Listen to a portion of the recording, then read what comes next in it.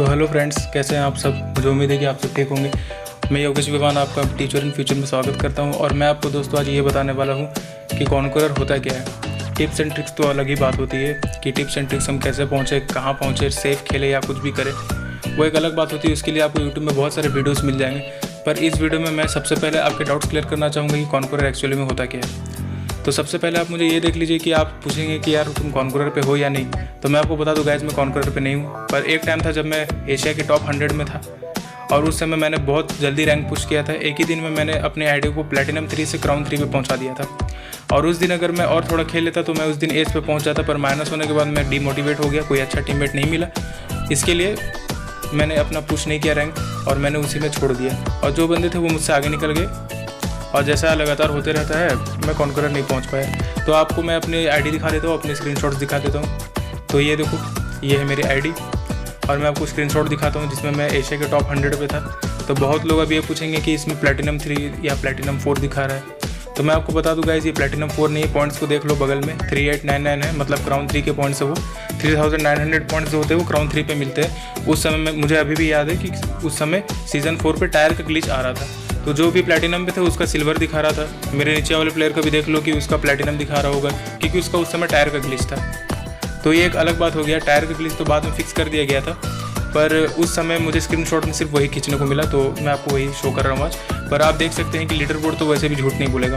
तो इसका मतलब ये है कि मैंने कॉन्करर पुश करने के लिए कोशिश किया था और एक बार टॉप 100 पे भी आया था, लेकिन कॉन्करर बन के नहीं, वही प्लेयर बन के मैं आया था जो एक नॉर्मल लीडर बोर्ड में आता है, जिसके पॉइंट सबसे ज़्यादा होते हैं। तो लीडर बोर्ड उसी को रखता है, पर बंदे अपने लीड्स बढ़ाते रहते हैं। तो अब गाइस बात करते हैं कि कॉन्करर का मतलब होता क्या है।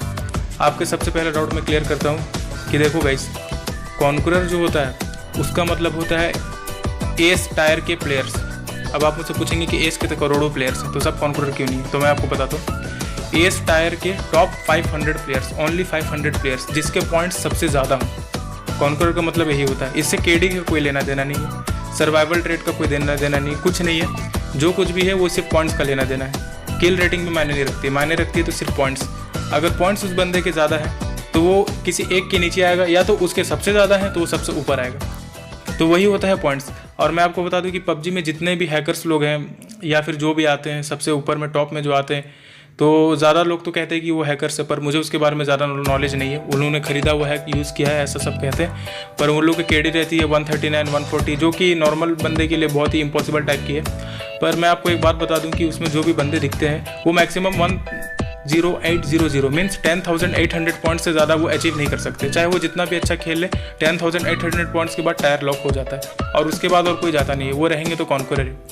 तो अब मैं आपको ये बताता हूँ कि कॉन्करर का असली मतलब क्या होता है।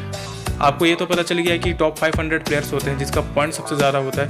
तो आप मुझसे ये भी पूछेंगे ना कि कॉन्करर जो होता है उसको कितने पॉइंट्स चाहिए होंगे। तो मैं आपको बताता हूँ कि मैं आपको अभी लीडर बोर्ड खोल के दिखाता हूँ। तो ये देखो गाइस, मैंने लीडर बोर्ड अपना ओपन किया। अब लीडर बोर्ड ओपन करने के बाद आपको ये दिख रहा होगा कि यहाँ पे जो भी है टॉप 100 प्लेयर्स दिखा रहा है। इस लीडर बोर्ड में टॉप 500 प्लेयर्स नहीं दिखा रहा, मतलब इसमें बहुत सारे ऐसा प्लेयर कॉन्करर है जिसके बारे में आपको शो नहीं किया जा रहा है और आपको पता भी नहीं है। तो बहुत सारे प्लेयर्स मीन्स 400 प्लेयर्स हर एक टायर से छुपे हुए हैं। सोलो में 400 प्लेयर्स एक्स्ट्रा हैं, डुओ में 400 प्लेयर्स एक्स्ट्रा हैं और स्क्वाड में भी 400 प्लेयर्स एक्स्ट्रा होंगे। तो इस समय हमारा ध्यान इस पे जाना चाहिए कि हमें कितने पॉइंट्स चाहिए। तो गाइस आपको सबसे नीचे आना है। सबसे नीचे आने के बाद किसी एक टायर पे आप देखिए, जैसे कि मैंने सेलेक्ट कर लिया सोलो। अब सोलो पे जब मैं नीचे आता हूँ तो मुझे दिखता है 5000 के आसपास मुझे कोई पॉइंट्स दिख रहा है। 5000 या 5100 जो है इसका पॉइंट्स है। तो अब एक काम करते हैं कि हमें पता चलना चाहिए कि हमें कॉन्करर के लिए कितना चाहिए। अगर कोई बंदा पूछे कि सोलो में जाना है तो कितना चाहिए, तो उसी के हिसाब से आपको बताता हूँ कि ये टॉप 100 प्लेयर जो है, सबसे नीचे प्लेयर जो सबसे लास्ट में, उस प्लेयर के पॉइंट्स में से 250 पॉइंट्स माइनस कर दो। एग्जैक्टली जितना पॉइंट्स आएगा आपको उतने पॉइंट्स चाहिए। तो आपका सवाल ये भी होगा कि क्या ये पॉइंट्स कल भी वही रहेंगे या एक हफ्ते बाद भी वो रहेंगे। तो दोस्तों मैं आपको एक सीधी बात बता दूं कि ये जो पॉइंट्स होते हैं वो हमेशा बढ़ते रहते हैं, क्योंकि जो भी प्लेयर वहाँ पे बैठे हुए हैं वो वहाँ पे अपने आईडी को सिर्फ कॉन्करर पे ग्रीन करवा के नहीं बैठे। वो जो प्लेयर्स हैं वो अपने लीड्स को और आगे बढ़ाएंगे, अपने पॉइंट्स को और आगे बढ़ाएंगे, क्योंकि जैसा आपको होता है कि कॉन्करर पहुँचना है वैसा उन्हें भी डर होता है कि कोई हमसे आगे ना निकल जाए। जैसा आपको पता चलता है कि यार आपको अगर करना है तो आप सोचते होंगे कि यार हम उससे आगे निकल जाए, तो उन्हें भी इस चीज़ का डर रहता है कि हम उनसे पीछे ना रह जाए जो आज हमसे आगे निकलने की कोशिश करें। तो सीधी बात है कि वो अपने पॉइंट्स बढ़ाएंगे ताकि आप उनसे आगे ना निकल पाओ। अब दूसरी बात ये है कि उन्हें कॉन्करर तो मेंटेन करना है, तो वो अपनी लॉबी पे उसे मेंटेन करके रखेंगे और बढ़ाते जाएंगे। तो आपको उस पॉइंट्स को ध्यान नहीं देना, तो मैं आपको यही कहूँगा कि आप मिशन रखो तो सिर्फ टॉप 100 का रखो, टॉप 500 का मत रखो, क्योंकि वो लीड्स ऑटोमेटिक बढ़ते जाएंगे। तो जो लास्ट प्लेयर के पॉइंट्स है, आपको उतने पॉइंट्स का अचीवमेंट पॉइंट्स अपने को रखना है। तो आपको ये पता भी नहीं चलेगा कि आप कॉन्करर कब पहुँच गए, क्योंकि आप उतने पॉइंट्स पार कर चुके होंगे 250 पॉइंट से पहले ही। और उस समय होता ये है कि एस पहुँचने के बाद आपको पॉइंट्स बहुत कम मिलने चालू हो जाता है। माइनस तो बहुत जोड़ का होता है, 30-40 हो ही जाता है एक मैच हारने के बाद। अगर उतरते साथ आपकी डेथ हो जाती है तो उसमें तो 30-40 पॉइंट्स वैसे ही माइनस हो जाते हैं। और सोलो डुओ की तो बात ही अलग है भाई, स्क्वाड का बता रहा हूँ। तो स्क्वाड में रिकवर भी हो जाता है, लेकिन सोलो डुओ पे रिकवर तो हो नहीं पाता है। तो अब मैं आपको इंडिविजुअली डिस्कस करूंगा कि सोलो, डुओ और स्क्वाड ये तीनों में क्या प्रॉब्लम आती है। तो गाइज मैं आपको बता दूं कि मैंने तीनों पे ट्राई किया है। ऐसा नहीं कि मैंने कॉन्करर पहुंचने का कोशिश किया और उस समय मैं रैंडम टीममेट के साथ ही खेल रहा था। मैं आपको बता दूं, मैं कोई अपना मेरा खुद का कोई स्क्वाड नहीं था। आज एक स्क्वाड है, पर वो लोग रैंक पुशर्स नहीं है, तो इसीलिए हम सिर्फ रश गेम प्ले खेलते हैं। पर मैं आपको एक सीधी बात बताता हूँ कि वो जो लीडर बोर्ड है, मैंने उस पर पहुंचने की कोशिश किया, लेकिन रैंडम प्लेयर के साथ, क्योंकि उस समय मेरे पास अपना कोई खुद का स्क्वाड भी नहीं था, डुओ भी नहीं था, और सोलो में तो किसी पार्टनर की ज़रूरत ही नहीं पड़ती है। तो मैंने टीम अप भी करना छोड़ दिया था। 1-2 बार मेरे साथ भी गलत स्कैम हो गया था, टीम अप करके मार दिया गया था मुझे, तो मैंने टीम अप भी करना छोड़ दिया था। और उसके बाद ये होता है कि मैं आपको बताता हूँ कि सबसे पहले स्क्वाड में क्या प्रॉब्लम आती है। गाइज मैंने स्क्वाड में सबसे पहले कोशिश की है, इसीलिए मैं सोलो डुओ स्क्वाड में से सबसे पहले स्क्वाड चुनता हूँ, और उसमें मैं आपको बताता हूँ कि स्क्वाड में दिक्कत क्या आती है। तो सबसे पहली बात कि वो जो स्क्वाड होता है वो होता है 4 बंदों का, और उसमें आपको पॉइंट्स इतने ज़्यादा मिलते हैं कि अगर आप समझ लो कि आप अगर एस के 5000 पॉइंट्स के बाद, मतलब उससे पहले ही आप समझ लो, उससे पहले आपको एक चिकन डिनर पे कम से कम 20 से 25 तो मिल ही जाएंगे, अगर अच्छा परफॉर्मेंस आपका रहा तो, या फिर 15 to 20 तो गारंटी मिलेगा। ठीक है, अगर आप चिकन डिनर कर लेते हो तो सर्वाइव करके भी जाओगे तो मिल ही जाएगा। और अगर उसमें माइनस होता भी है तो कितना होगा, ज़्यादा से ज़्यादा 25 या फिर 25-30 से ज़्यादा माइनस होने वाला नहीं है उस पर, चाहे जितने भी पहले मरो। अगर 40 माइनस होता तो यार परफॉर्मेंस आपको बहुत ज़्यादा ही ख़राब होगा। उतने तो साथ ही कोई मार दिया होगा तो अलग बात है। और वो हो जाता है आपका पॉइंट्स को माइनस करवाने का तरीका, अगर उतरते साथ मरते हो तो। और दूसरी बात मैं आपको बताता हूँ कि स्क्वाड्स में अगर आपका गलती से माइनस हो भी जाता है तो और एक मैच खेलने के बाद या 2 मैच खेलने के बाद रिकवर हो जाता है। तो स्क्वाड में अगर आप कोशिश करोगे तो आप कर सकते हो, लेकिन आपके पास प्रो प्लेयर्स की पूरी टीम होनी चाहिए, क्योंकि आपके पास 2 प्लेयर ऐसे होने चाहिए जो आने वाले रश को संभाल सके। आप एक घर पे बैठे हुए हो और आप ये घर से कैंपिंग कर रहे हो, आप ये सोचते हो कि हाँ हम लास्ट तक सर्वाइव करेंगे, पर उस समय क्या करोगे जब कोई स्क्वाड आपके ऊपर रश कर देगी, तो उस समय तो कुछ कर नहीं पाओगे ना। तो सीधी बात ये है कि कोई दिक्कत नहीं है, आप स्क्वाड में आराम से कुछ कर सकते हो। लेकिन मैं आपको प्रॉब्लम बता दूँ कि स्क्वाड में क्या होता है। अब देखो भाई, स्क्वाड तो 4 बंदों का होता है, तो लीड्स इसमें इतने ज़्यादा होते हैं कि अभी जाओगे तो अभी सबसे लोएस्ट प्लेयर के भी आपको 7000 पॉइंट से देखने को मिल जाएंगे। तो अगर लोएस्ट प्लेयर के अगर 7000 पॉइंट्स है तो उतना अगर करोगे, तो अभी मैं आपको लीडर बोर्ड दिखा देता हूँ, ये देखो इसके इतने पॉइंट्स है। तो अगर इसके इतने ज़्यादा पॉइंट्स है तो सोचो कि आगे जाके कितने पॉइंट्स बढ़ा लेगा। और आपको 7000 पॉइंट्स करने में बहुत ज़्यादा मेहनत की ज़रूरत है, आपको दिन भर खेलना पड़ेगा। तो आपके पास उतना टाइम तो होगा, पर क्या गारंटी है कि आपके दोस्तों के पास भी उतना टाइम होगा, ये बात की भी कोई गारंटी नहीं है। तो सीधी बात है कि आपको स्क्वाड में अगर पुश करना है तो सबसे पहले सीज़न के स्टार्टिंग पे करो। सीज़न के स्टार्टिंग पे करना जो होता है वो सबसे बड़ी समझदारी की बात होती है। ये स्ट्रैटेजी बहुत अच्छी है कि सीज़न के स्टार्टिंग में हम ये पुश कर सकते हैं। क्यों कर सकते हैं मैं आपको बताता हूँ, क्योंकि उस समय होता है कि सब अपने रैंक पुश कर रहे होते हैं और उस समय स्क्वाड में एस पहुँचना बहुत ही ज़्यादा आसान होता है। तो आपके पास 2 दिन का टाइम है। अगर आज आप एस पहुंच गए, प्लैटिनम 3 से स्टार्ट होता है, सुबह से स्टार्ट कर दो, अपना टायर जैसे रिफ्रेश हुआ, जैसा प्लैटिनम 3 पे आ गए वैसे ही स्टार्ट कर दो सुबह 8 बजे से, और डायरेक्ट खेलते खेलते कोशिश करो आज एस पहुंचने का। और अगर आज नहीं पहुंच सकते तो आप कल रात तक एस पहुंच जाओ, क्योंकि आज और कल ये 2 दिन में अगर आप एस पहुंच गए तो दूसरे दिन के सुबह 5 बजे, तीसरे दिन के सुबह 5 बजे आपको कॉन्करर टाइटल मिल जाएगा। और अगर आप उस दिन तक एस नहीं पहुंच सके, 3 दिन के अंदर अगर आप नहीं पहुंचे, ज़्यादा से ज़्यादा 3 दिन, उसमें भी शायद आपको बहुत पीछे माना जाएगा, क्योंकि तब तक तो जो भी प्रो प्लेयर्स रहते हैं, जो भी लीडर बोर्ड में रहते हैं, वो लोग अपना कब्जा जमा ले रहेंगे। तो टॉप 100 प्लेयर्स में तो वो लोग आ ही रहे होंगे, और 500 पे भी आपके लिए जगह बचेगी कि नहीं पता नहीं, क्योंकि आपके अलावा और भी बहुत सारे प्लेयर्स होंगे जिसके उतने सारे पॉइंट्स होंगे, और टायर डेली रिफ्रेश होते रहता है, तो आपको मिलेगी कि नहीं उसकी भी कोई गारंटी नहीं है। इसलिए अगर एक दिन में एस पहुँच गए तो बहुत अच्छी बात है, दूसरे दिन में पहुंच गए तो भी कोई बात नहीं, लेकिन अगर तीसरा दिन लगा दिए तो दिक्कत की बात, तब तो कॉन्करेंट मिलेगा कोई गारंटी नहीं रहा। अब मैं बात करता हूँ डुओ की। तो देखो गाइस, डुओ में होता ये है कि आपको बचाने के लिए एक पार्टनर तो रहता ही है, और उस समय होता ये है कि आपको चारों तरफ से पड़ती है, क्योंकि यहाँ आपके बगल में एक डुओ, आपके पीछे एक डुओ, लेफ्ट और राइट में तो होगा कि नहीं पता नहीं, लेकिन आपके आगे पीछे ज़रूर रहेंगे। हर तरफ से मार पड़ेगी आपको। कोई स्नैपिंग कर रहा होगा, कोई शॉटगन लेकर रश कर देगा, और कोई तो डायरेक्ट जीप उठा के या फिर क्या कहते हैं उसे UAZ या फिर डाशिया वो सब लेके रश कर देगा।